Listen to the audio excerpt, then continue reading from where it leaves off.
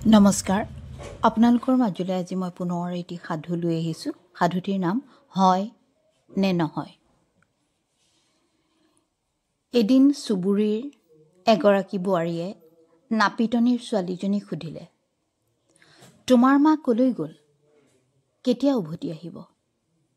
ছোৱালীজনীয়ে ক'লে, মা বিধাতাৰ নকল কৰিবলৈ গৈছে।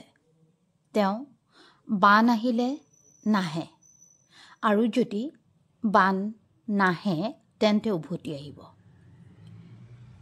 বোৱাৰীগৰাকীয়ে ছোৱালীজনীৰ কথাবোৰ স্পষ্টকৈ শুনিলে যদিও ইয়াৰ অন্তৰ্নিহিত অৰ্থ বুজি নাপালে।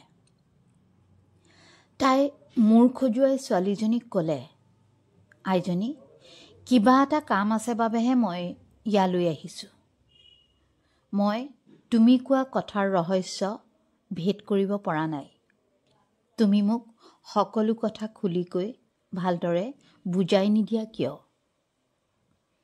তেতিয়া ছোৱালীজনীয়ে এটা মিঠা হাঁহি মাৰি ক'লে, মা ওচৰৰ এখন গাঁৱত কাৰোবাৰ সন্তান প্ৰসৱ কৰাবলৈ গৈছে।